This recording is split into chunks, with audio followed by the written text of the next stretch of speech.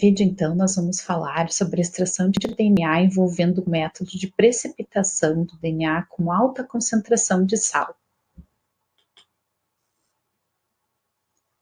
Mas antes de falar do método propriamente dito, tem algumas perguntas que a gente deve se fazer. Por que é necessário extrair o DNA?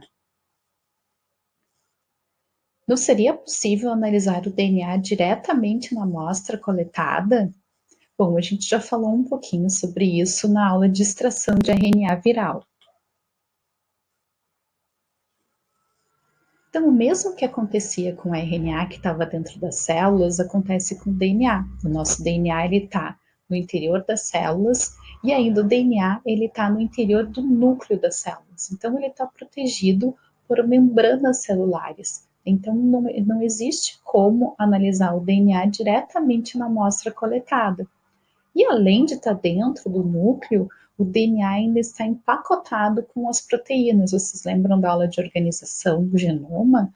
O DNA ele está envolto, né, em proteínas, as histonas, que ajudam no empacotamento do DNA.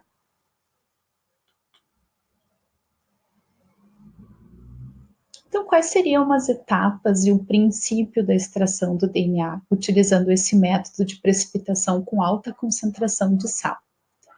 Bom, ele está dividido em 4 etapas principais, e essas etapas seriam: a primeira, a lise das membranas celulares.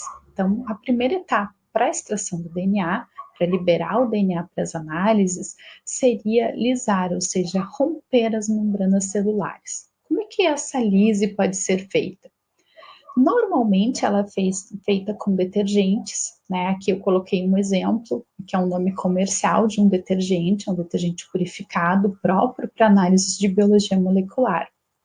E esse detergente, então, o que ele faz? Uma vez adicionado na amostra que contém as células, ele vai causar o rompimento das membranas da célula e o rompimento da membrana do núcleo celular. Então, liberando todo o conteúdo da célula, né, o extranuclear e o nuclear para a solução. Uma outra possibilidade de lise das membranas celulares seria pela utilização dos agentes calotrópicos, como o isotiocianato de guanidina, né, como é feito para a extração do RNA.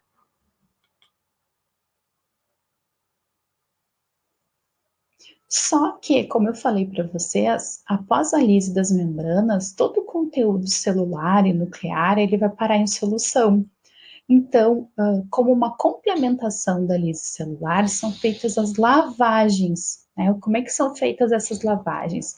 A lavagem ela é feita pela adição de um tampão próprio, seguida de centrifugação. Aqui eu coloquei as imagens exemplificando, então se nós estivéssemos trabalhando com uma amostra de sangue periférico, né, após a lise das membranas celulares, a gente teria todo o conteúdo de hemoglobina e de todos os restos celulares ficariam em solução. Então, os processos de lavagem, eles servem para remover, né, todos os componentes solúveis, entre eles a hemoglobina, porque a hemoglobina ela pode ser um agente inibidor de enzimas que podem ser utilizadas posteriormente para analisar esse DNA, tá? Então, são feitas 2 a 3 lavagens. Como é que é feita a lavagem? Se adiciona o tampão na amostra, se homogeniza, se faz uma centrifugação e se retira o sobrenadante. Então, a gente vai ter o DNA aqui no precipitado, no fundo do tubinho, né, ligado ainda às proteínas, ele ainda está ligado às histonas.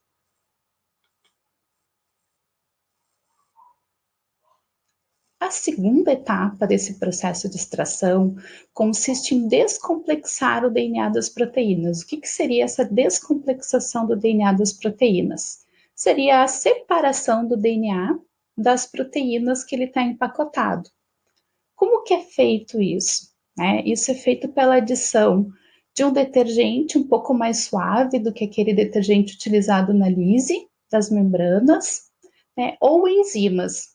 O detergente que nós utilizamos normalmente é o sulfato de dedudecil sódio, ou SDS 10%, ou a enzima proteinase K. né? Então, eles vão conseguir separar o DNA das proteínas.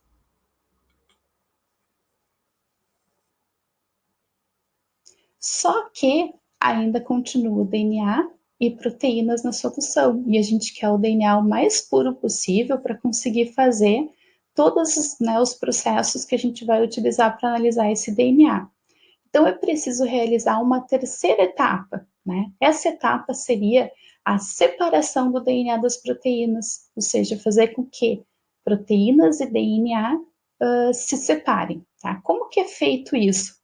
Então, é o passo que dá um nome ao método e se adiciona uma solução com alta concentração de sal, né? Então, por isso o método se chama precipitação, método de extração, utilizando a precipitação do DNA com alta concentração de sal.